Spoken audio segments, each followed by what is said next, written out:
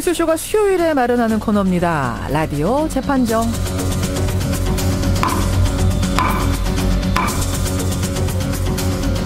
논란이 되고 있는 이슈나 인물을 저희가 스튜디오 재판정 위에 올려놓으면 여러분께서는 양측의 변론을 들으시면서 배심원 자격으로 판결을 내려주시면 됩니다. 오늘도 두 분의 변호인 모셨습니다. 손수호 변호사님 어서 오세요. 네, 안녕하세요. 노영희 변호사님 어서 오십시오. 네, 반갑습니다. 그림 잘 그리세요? 아우, 저는 못 그립니다. 손 변호사님. 전혀 못 그립니다. 전혀. 저도 못 그리거든요. 근데 청취자 2079님도 저도 그림 못 그리는데 사람 한 명 사서 미술계 진출해야겠습니다. 할 정도로 사실 지금 대중들은 좀 놀라고 있어요. 근데 미술계 반응은 지금 진중권 씨 반응하고 똑같은 반응이. 제가 어제 취재를 굉장히 많이 했거든요. 똑같은 반응이 나오더라고요. 이미 미술의 세계는 컨셉 미술로 전환이 됐다. 놀랍죠? 네, 정말 놀랐습니다. 제가 무식해서 잘 몰랐는데 처음 알았습니다. 이것도 한번 우리가 재판정에 한번 올려봤으면 좋겠다는 생각도 하면서 오늘 주제 들어가 보겠습니다. 오늘은 논란이 좀 뜨거울 것 같아서 바로 들어가요. 일단 주제 외칩니다. 지금 한창 논란이 뜨거운 주제. 하은이 사건. 이것은 과연 성매매냐 성폭행이냐. 바로 이 문제입니다. 예. 우리 사회를 떠들썩하게 하고 있는 이 지적 장애 청소년의 성매매 사건. 저희도 지난주에 이 아이의 어머니를 인터뷰했기 때문에 아마 우리 뉴스쇼 애청자들은 많이들 아실 텐데요. 이른바 하은이 사건으로 불리는 이 사건을 좀 다뤄보려고 합니다. 여기서 하은이는 가명입니다. 예, 재판 진행의 편의상 저희가 하은이라고 호칭을 하죠. 노 변호사님. 네. 하은이 사건 어떤 사건인지 다시 한번 좀 설명해 주시겠어요? 네, 2년 전에 있었던 사건입니다. 2014년 6월 하은이가 집에서 스마트폰을 가지고 놀다가 떨어뜨렸습니다. 그래서 네.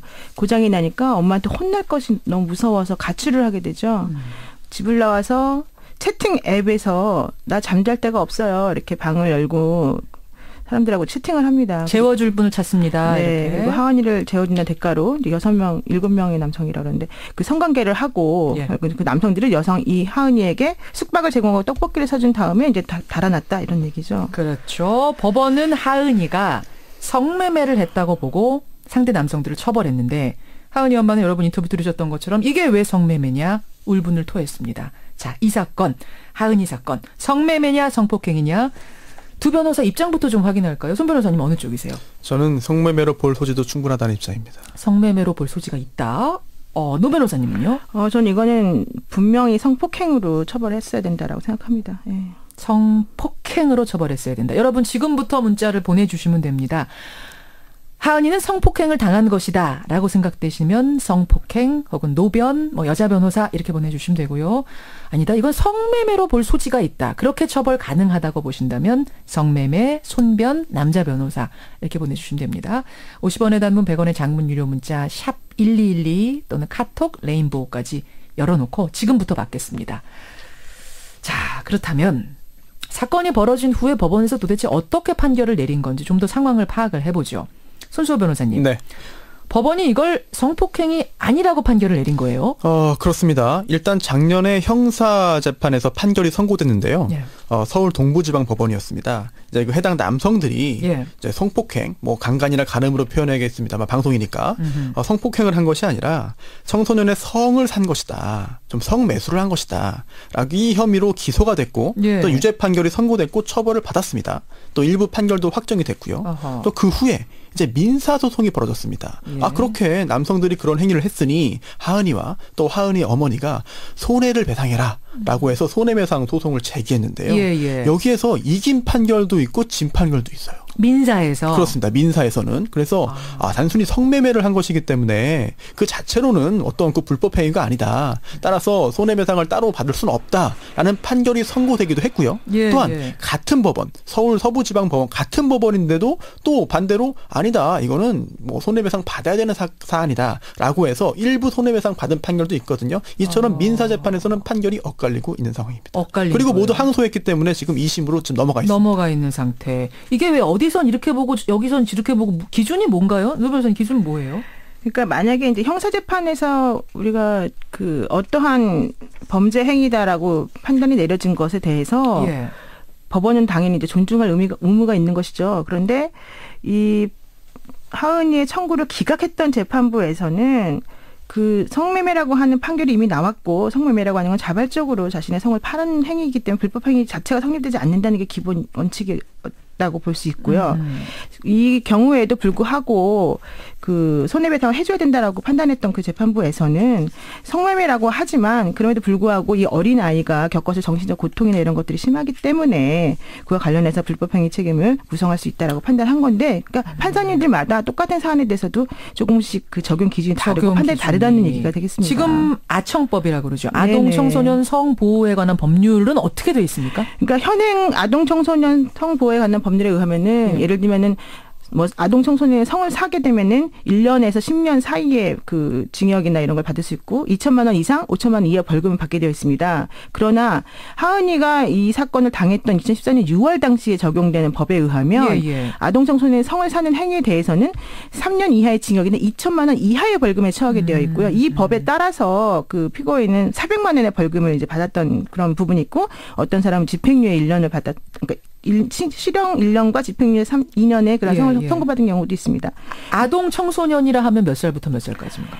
13세 이상 18세 미만 이런 사람들을 지금 우리가 아동 청소년으로 분류를 보통 하고 있는데요. 만 13세에서 만 19세? 18세? 18세. 근데 18세. 당시에 하은이의 연령이 만 13세 2개월이었다라고 얘기를 하고 있습니다. 그렇죠. 그러면 만 13세 이하면 예, 그런 경우는 무조건 뭐 성을 샀던 말았던 뭐 밥을 먹여줬던 떡볶이를 사줬던 상관없이 의제강간, 미성년자 의제강간으로 강간한 행위로 무조건 처벌됩니다. 예. 그러니까 만 13세가 안 되면 무조건 이건 뭐 성매매 이런 거 없고 무조건 성폭행이 되는 거예요. 그렇죠. 근데 성적 자기결정권이 없다고 보기 때문에. 그런데 13세를 얘는 2개월 넘었기 때문에 지금 이제 이러냐 저러냐 상황을 따지게 된 건데. 그렇죠. 결국 그러면 성적 자기 능력 결정권 이게 문제인 거군요. 그렇죠. 성적 자기 결정권이 과연 있느냐. 여기서 말하는 성적 자기 결정권이 일반적인 사물 변별 능력하고 똑같은 것이냐. 이런 것이 초점이 되겠습니다. 자, 손 변호사님. 네. 하은이에게 성적 자기 결정 능력이 있었는가? 네. 어떻게 보시는 거예요? 굉장히 이 사건에 대해서 지금 말씀을 드려야 돼서 굉장히 좀 죄송스럽고 또한 또 마음도 무겁습니다. 오늘 하여튼 각자 이제 역할을 나누신 거니까 법원에서 이제 변호사로서. 그런데 이제 그 하은이가 그런 그 안 좋은 상황에 처했지만 자기결정권이 과연 없었느냐? 없었다고 단정하기는 어려울 것 같아요. 왜냐하면 애초에 그 만약에 자기결정권이 없었다고 한다면은 이제 그 다른 이 성매매 혐의가 아니라 다른 강간이나 아니면 간음 등으로 해서 기소를 했을 텐데요.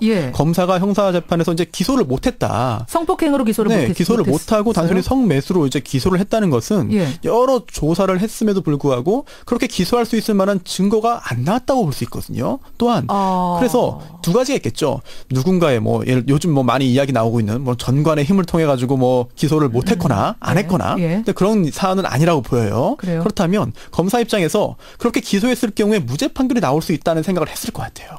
그 이유는 형사 판결문에도 보시면은 여러 가지 증거들이 당시 제출됐습니다. 어떤 건가요? 그런데 이제 그 피해자 하은이의 진술서.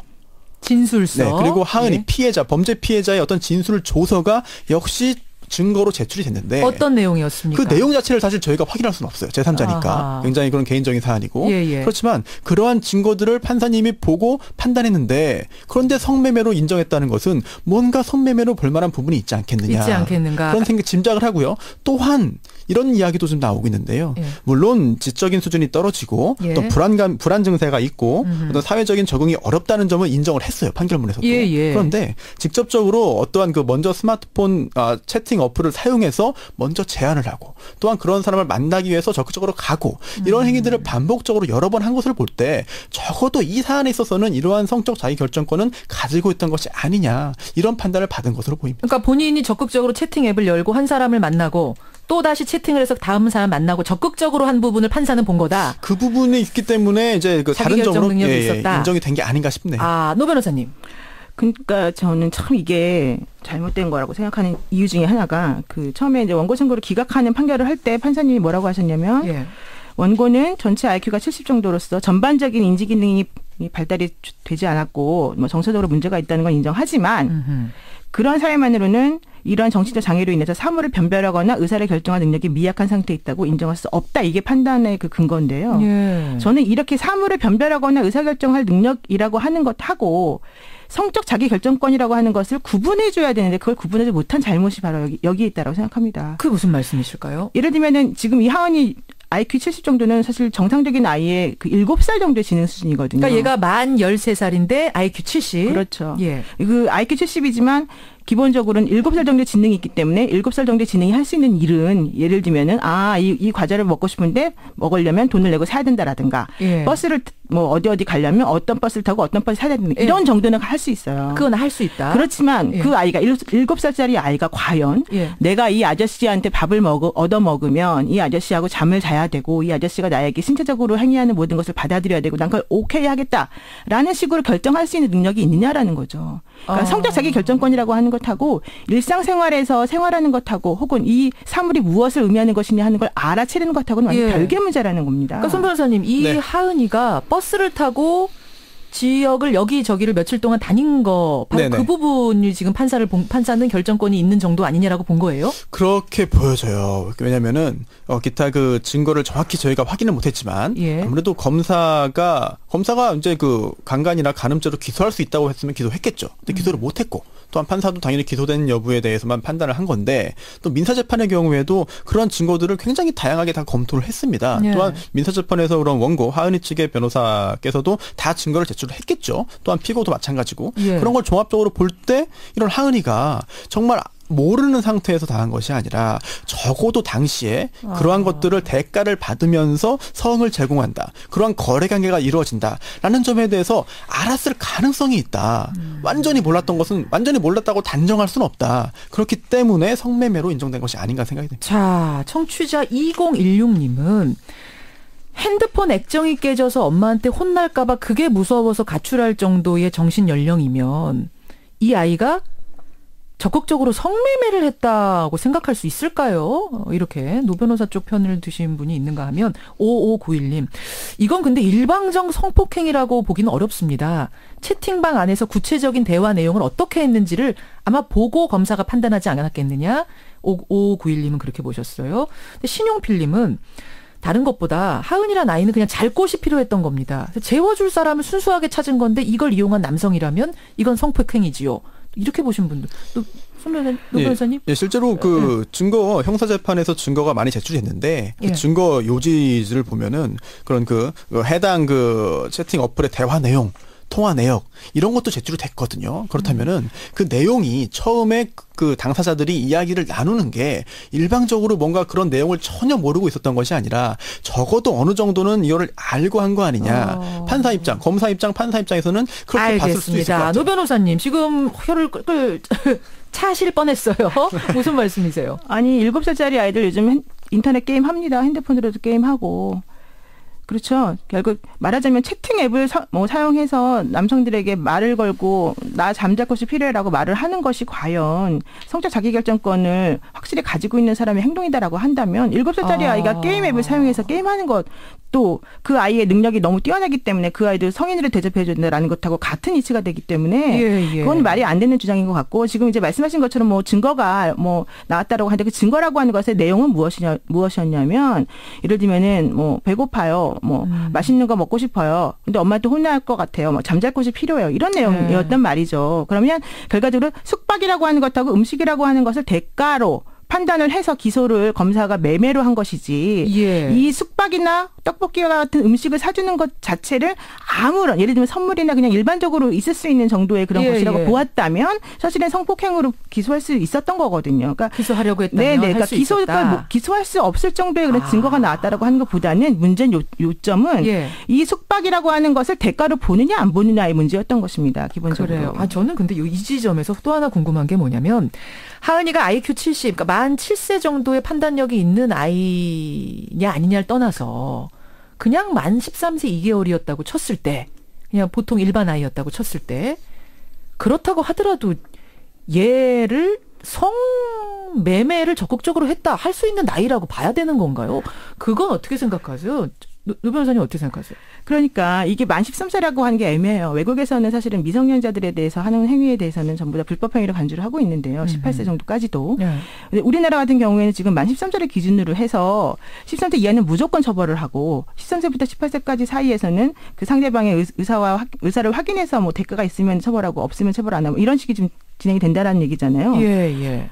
그렇다면은 13세라는 기준 도대체 어디서 나온 거냐는 거죠. 어디서 나온 거냐. 예. 그래서 저희가 작년에 그 여성변호사회하고 이제 그 국회에서 전부 다 의견을 모아서 만 16세까지로 이 연령의 상한선을 높여야 된다라고 하는 법안을 저희가 만들어서 올린 적이 있고, 그럼에도 불구하고 정부에서는 원조교제 등의 그런 청소년이 있는 마당에 그 사람들을 보호할 필요가 없다라고 하는 이유로 반대했습니다. 이 법안 통과되는 것에 대해서. 자, 손 변호사님은 네. 어떻게 생각해요? 만 13세라는 네. 기준은 어떻게 보세요? 13세 기준이 애매한 것처럼 16세로 상향한다 하더라도 16세 기준도 애매합니다. 16세도 애매하다. 16세와 17세를 나누는 구분은 무엇이 되겠으며 15세와 16세를 나누는 기준은 또 무엇이 되겠습니까? 어허. 12살로 보는 경우가 앙골라가 있고요. 13세가 우리나라, 일본, 스페인.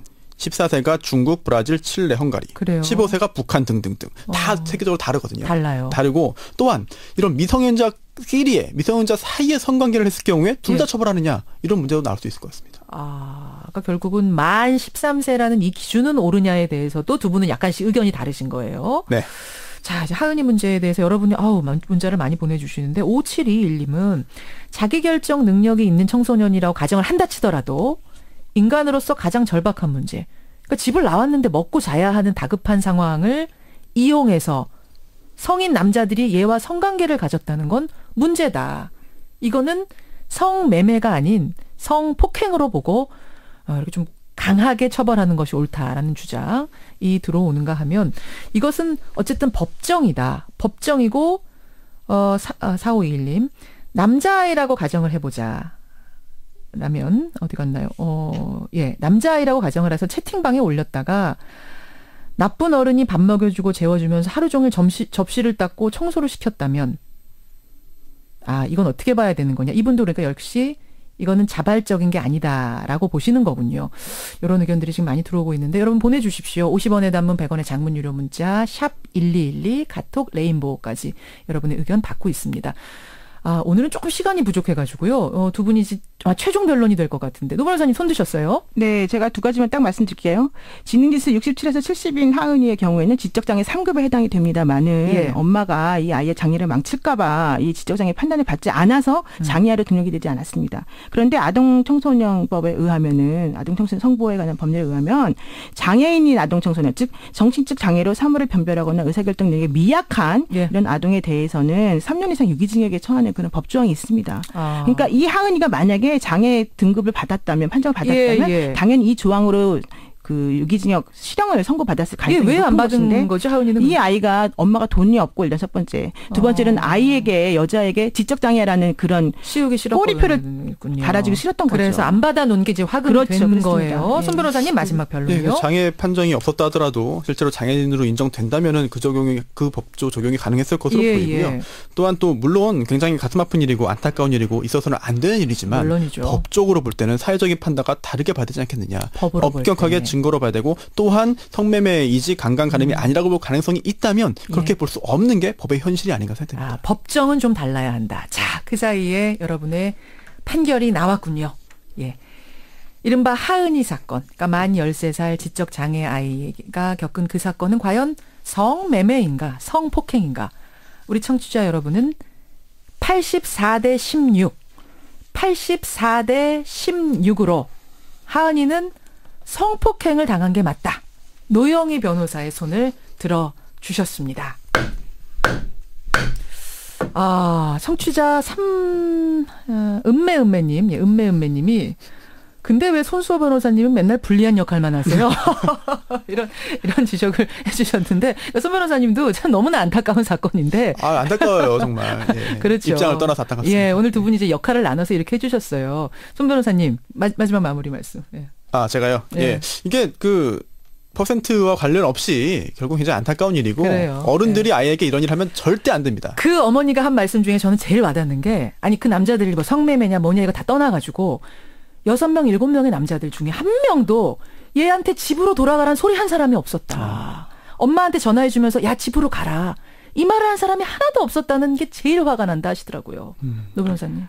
저는 정말 이기고 지고 떠나가지고 있을 수 없는 일이 벌어진 것에 대해서 너무너무 슬프고 이 남성분들에 대한 분노감을 사실 어떻게 엉들 수가 없네요. 그렇죠. 예. 여러분들 이 사건은 점점 좀 커질 것 같습니다. 여러분의 생각도 정리해 보시고요. 오늘 재판정에서도 이모저모 좀 따져봤습니다. 두 분 변호사님 고맙습니다. 네, 고맙습니다. 감사합니다. 노영희 변호사, 손수호 변호사였습니다.